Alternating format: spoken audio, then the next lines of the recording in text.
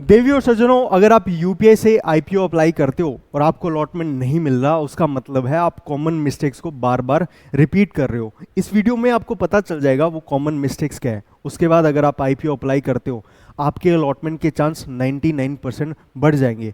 और IPO apply करने के बेसिकली 3 तरीके होते हैं। यूपीआई आईडी से मैंडेट रिक्वेस्ट प्लेस करना, मैंडेट को अप्रूव करना, और 2 से 3 मिनट के अंदर आपका आईपीओ अप्लाई हो जाएगा। बट बहुत कॉमन मिस्टेक्स होती है, वो मैं आपको बताऊंगा।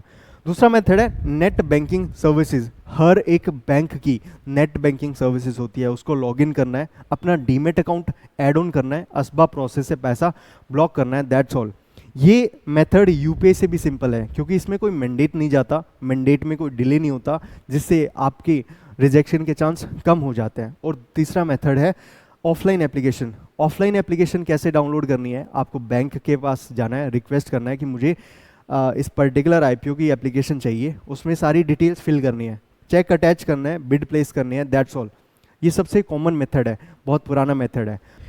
एक बहुत कॉमन क्वेश्चन आता है, सर मैं किस टाइम आईपीओ अप्लाई करूं कि मेरे अलॉटमेंट के चांस बढ़ जाए? नॉर्मल ट्रेडिंग आवर कितने का होता है? 9:15 से 3:30 बजे तक। लेकिन आईपीओ का एक स्पेसिफिक टाइम होता है। अगर आप उस टाइम में आप आईपीओ अप्लाई करते हो, मैंडेट को अप्रूव करते हो, तो आपके रिजेक्शन के चांस कम हो जाते हैं और अलॉटमेंट के चांस बढ़ जाते हैं। आईपीओ का टाइम होता है सुबह 10 बजे से 5 बजे तक। और इस ड्यूरेशन के अंदर आप आपने अगर मैंडेट अप्लाई किया और अप्रूव कर दिया, तो आपके रिजेक्शन के चांस कम हो जाते हैं। और ये टाइमिंग आपको मंडे टू फ्राइडे फॉलो करनी है। सैटरडे संडे या 5 बजे के बाद अगर आपने कोई मैंडेट प्लेस कर दिया, वो मैंडेट पेंडिंग रह जाएगा और आपके रिजेक्शन के चांस बढ़ जाएंगे। तो यही चीज़ें ध्यान रखना, ठीक है। एक यूपीआई की बेसिक लिमिट कितनी होती है? 1 लाख रुपए। लेकिन आईपीओ के केस में ये लिमिट होती है 5 लाख रुपए।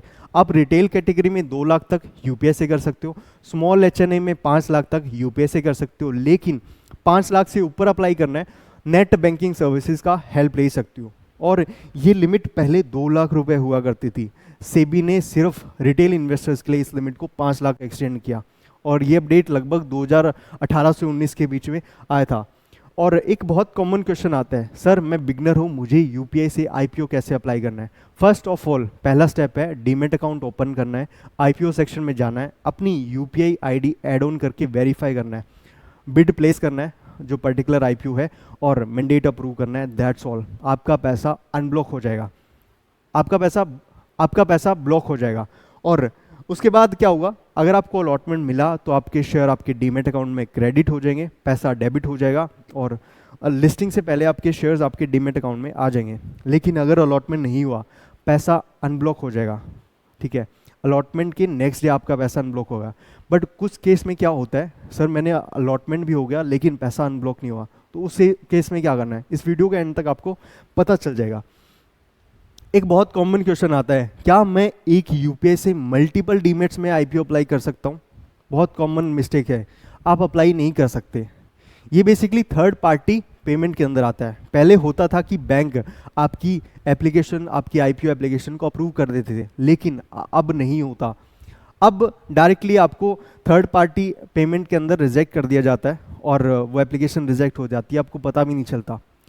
पर बहुत सारे क्लाइंट कहते हैं, सर मैंने तो सिंगल यूपीआई से मल्टीपल डीमेट्स अप्लाई किया था और मेरा अलॉटमेंट हो गया। वो रेयर चांस होता है, बट अब नहीं होता, 99% रिजेक्ट होता है, ठीक है। तो इस चीज़ को ध्यान में रखना। और एक बहुत कॉमन क्वेश्चन आता है, सर मैं यूपीआई मैंडेट को किस टाइम एक्सेप्ट या रिजेक्ट करूँ? एक आईपीओ बेसिकली 3 दिन ओपन होता है, ठीक है। जब आप मैंडेट रिक्वेस्ट डालते हो तो एक लाइन आता है कि आप उसको लास्ट डे के 5 बजे तक अप्रूव कर सकते हो, लेकिन उसमें रिजेक्शन के ज़्यादा चांस होते हैं। तो याद रखना, जिस दिन आप अप्लाई करो या जिस भी पर्टिकुलर दिन अप्लाई करो, 10 बजे से 5 बजे के बीच में आप उस मैंडेट को अप्रूव कर देना चाहिए।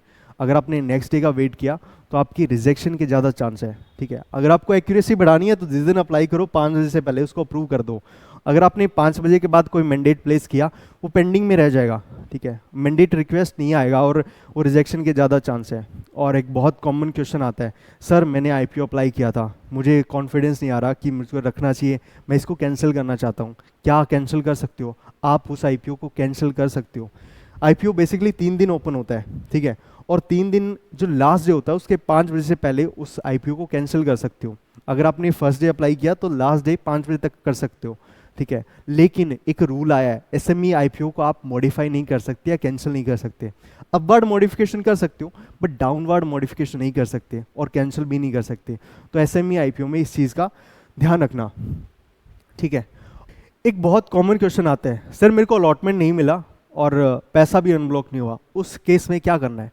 आपको अपनी पर्टिकुलर बैंक के ब्रांच के पास जाना है, मैंडेट का प्रूफ सबमिट करना है, मैंडेट आईडी होता है, और कंप्लेन सबमिट करनी है। आपका पैसा अनब्लॉक हो जाएगा 1 से 2 दिन के अंदर।